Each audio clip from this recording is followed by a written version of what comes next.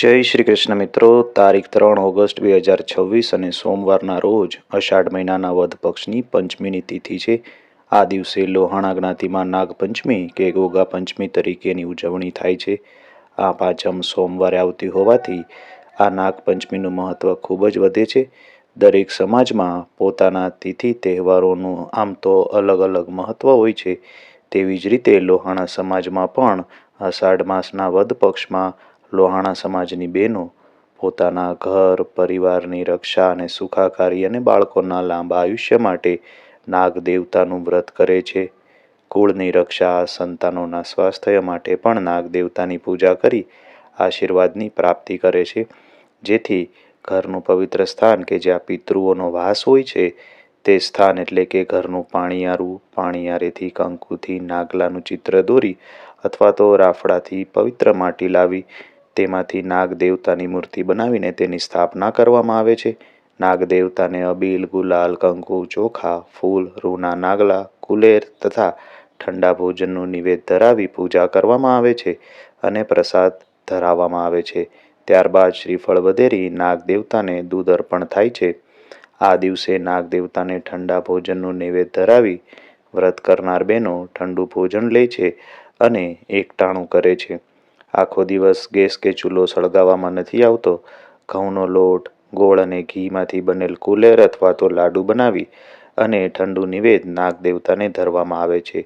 શ્રીફળ વધેરી નાગ દેવતાને પ્રાર્થના કરવામાં આવે છે કે હે નાગ દેવતા, મારા ઘર અને પરિવારની રક્ષા કરજો, મારા બાળકોને સુખી અને સમૃદ્ધ જીવન આપજો, તેનું આરોગ્ય જાળવી રાખજો તથા પોતાના ભાઈ માટે પણ નાગ દેવતા પાસે લાંબા આયુષ્યની કામના કરવામાં આવે છે અને સુખી જીવન માટે પ્રાર્થના થાય છે. પોતાના ભાઈની લાંબી આયુષ્ય અને સુખી જીવન, ઘર, પરિવાર, બાળકો અને ભાઈની રક્ષા થાય કે સર્પદંશ કે અકાળ મૃત્યુ ન થાય તેની રક્ષા માટે બહેનો પૂરી શ્રદ્ધા અને ભક્તિથી આ નાગપંચમીનું વ્રત કરે છે. આ પવિત્ર દિવસે નાગ દેવતાની વ્રત કથા સાંભળવાનું પણ વિશેષ મહત્વ રહેલું છે. આ દિવસે નાગ દેવતાની પૂજા કરી કથા સાંભળવાથી જેની કુંડળીમાં નાગદોષ, કાલ સર્પદોષ, પિતૃદોષ હોય તો તે દૂર થાય છે અને જેની કુંડળીમાં રાહુ નબળો હોય, 5મા સ્થાનમાં હોય તો નાગપંચમીના દિવસે મહાદેવજીના મંદિરે જઈ શિવલિંગ પર જળ અને કાળા તલ અર્પણ કરવાથી તેનો આ દોષ પણ દૂર થાય છે. તો મિત્રો, આ હતું નાગપંચમીનું મહાત્મય અને પૂજા વિધિ, આ દિવસે કરવાના ઉપાયો અને હવે સાંભળીશું નાગપંચમીના વ્રતની કથા. તો બોલો નાગ દેવતાની જય. તો મિત્રો, સાંભળીએ કથા. એક નાનું ગામ હતું. તેમાં એક ડોશી રહે. ડોશીને 7 દીકરા, 6 દીકરા મોટા. તેની વહુઓ પિયરમાં ઘણું સુખ ભોગવે અને ઘણે પૈસા ટકાથી ભરપૂર હતા. પણ 7મા દીકરાની વહુનું પિયર તો ખૂબ ગરીબ. તેથી સાસુ તેને મેણા ટોણા મારે અને વાતમાં વાંધા વચકા પાડે. આમ નાની વહુએ દુઃખ અને જમ્યા પછી બધાનું એઠું જમવાની ટેવ પડી ગઈ. નાની વહુના બિચારીના દુઃખના દિવસો આવી ગયા. એવામાં નાની વહુને સુખનો દિવસ આવ્યો. એ ગર્ભવતી થઈ અને જેમ જેમ દિવસો પસાર થતા ગયા તેમ નાની વહુને જુદી જુદી વસ્તુ ખાવાનું મન થાય, પણ ખાવા કોણ આપે? ઘરમાં બધા જ તેની સાથે ઓરમાયું વર્તન કરે. એક દિવસ ઘરમાં દૂધપાક બનાવ્યો. નાની વહુને તો દૂધપાક ખાવાની ખૂબ ઈચ્છા થઈ, પણ ઘરમાં બધાએ એને કોઈ આપે નહીં. નાના મોટાએ આનંદથી દૂધપાક ખાધો, પણ નાની વહુ સામે કોઈ જોવે નહીં. બધાએ દૂધપાક ખાઈ લીધા પછી તેના ભાગે તો વાસણનો ઢગલો આવ્યો. સાસુએ કહ્યું કે ઠીકરામાં જી નાખ, તપેલીમાં બળેલા પોપડા છે તે ખાઈ લેજે. નાની વહુએ બિચારીએ દૂધપાકના બળેલા પોપડા ઉખેડીને એક વાટકામાં ભેગા કર્યા અને પછી વાસણ ધોવા માટે પાણી ભરવા ગઈ. પોપડાનો વાટકો એક રાફડા પાસે મૂકીને બેડું ભરવા ગઈ અને મનમાં વિચાર કર્યો કે બધું કામ પતાવીને નિરાતે બેસીને આ પોપડા ખાઈ લઈશ. આમ કામકાજમાંથી પરવારીને જ્યાં વાટકો મૂક્યો હતો ત્યાં આવીને જોયું તો વાટકો ખાલી. એ રાફડામાં એક નાગણી રહેતી હતી. તે પણ ગર્ભવતી હતી. તેથી બળેલા પોપડાની સુવાસ આવતા તેના પોપડા તેને ખાવાની ઈચ્છા થઈ અને તે બહાર આવીને નાની વહુના બધા જ પોપડા ખાઈ ગઈ અને વહુએ રાખેલો વાટકો તો ખાલી થઈ ગયો. ખાલી વાટકો જોઈને વહુએ તો માથું કૂટ્યું અને બોલી કે ઘરની બળેલી વસ્તુ પણ મારા ભાગમાં ન આવી. બળેલી વનમાં આવી તોય વનમાંય આગ લાગી. બળ્યું મારું નસીબ જ ફૂટેલું છે, હું કોને દોષ દઉં? હશે જેણે ખાધું હોય તેને આશીર્વાદ મળે. અને રાફડામાં લહેલી નાગણી વહુના આશીર્વાદ સાંભળતા ખુશ થઈ ગઈ અને બહાર આવી અને કહી, બેન, તારા બળેલા પોપડા તો હું ખાઈ ગઈ, પણ તારે તેવું શું વખા પડી કે તું પોપડા લઈને અહીંયા ખાવા આવી? ત્યારે નાની વહુએ રડતા રડતા કહ્યું અને નાગણીએ તેની બધી વાત સાંભળી. ત્યારે નાગણીને તેના પર દયા આવી અને કહ્યું, દીકરી, તું રડીશ નહીં. આજથી હું જ તારી માં. આજથી મને તારી માં ગણજે અને મનમાં જરાય દુઃખ લાવીશ નહીં. તારો ખોળો ભરવા અમે બેય આવીશું. તું તારે ખોળો ભરવાના દિવસે મને કંકોત્રી મોકલાવજે. નાગણીની વાત સાંભળીને નાની વહુના આનંદનો પાર ન રહ્યો. દિવસો પસાર થવા લાગ્યા અને ખોળો ભરવાનો દિવસ આવ્યો. નાની વહુએ પોતાની સાસુને ઘણા કાલાવાલા કરી કરગરીને સાસુ પાસે કંકોત્રી લખાવી અને તે કંકોત્રી લઈને હરખાથી રાફડા પાસે ગઈ અને રાફડા પર મૂકીને કહે કે મારી આબરૂ રાખજે એમ કહીને નાની વહુ તો પોતાના ઘેર ગઈ. ખોળું ભરવાનું મુહૂર્ત આવ્યું ત્યાં તો નાગ અને નાગણી વાજતે ગાજતે વહુના ઘરે આવ્યા. આખા ગામમાં વાત ફેલાઈ ગઈ કે નાની વહુના પિયરિયા તો બહુ પૈસાવાળા છે. એટલું બધું લઈને ખોળો ભરવા આવ્યા છે કે ખોળો ભરવાની વિધિ પૂરી થયા પછી સાસુને કહી નાગ અને નાગણી નાની વહુને એને ઘરે લઈ ગયા. સમય જતા નાની વહુને દેવના ચક્કરના જેવો પુત્રનો જન્મ થયો. જે રાત્રે વધે છે તેનાથી વધારે દિવસે વધે છે. એમ નાની વહુને સાથે નાગણી વિયાય છે અને એના બચ્ચા પણ મોટા થાય છે.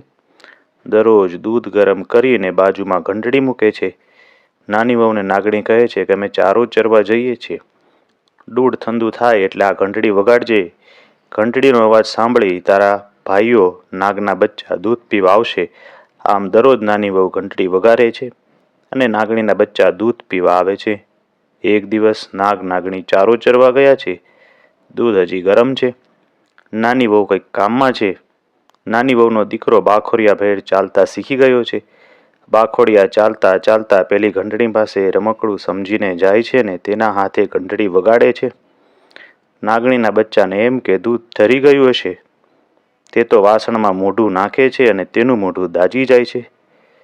મોઢું દાજે છે તો કોઈની પૂંછડી દાજે છે. નાગણી પાછી આવીને જોવે છે તો પોતાના બચ્ચામાં કોઈ ખાંડિયા થઈ ગયા હોય તો કોઈ બાંડિયા થઈ ગયા છે. નાગણી નાની વહુને પૂછે છે કે આ કોણે કર્યું? ત્યારે નાની વહુ રડતા રડતા બધી સાફ વાત કરે છે. નાગ અને નાગણી નાના બાળકની ભૂલને માફ કરે છે, પણ નાગણીના બચ્ચા મનમાં વેર રાખે છે. બેન તેના સાસરે જાય છે. પછી કરડીને બદલો લેશું એવું વિચારે છે. આમ ને આમ ઘણો સમય પસાર થાય છે. પછી નાની વહુને નાગ નાગણીએ જીયાણું કરીને તેના સાસરે વિદાય આપી. જીયાણામાં તેણે પુષ્કળ ધન આપ્યું. નાની વહુના સાસરિયા મોઢામાં આંગળા નાખી ગયા.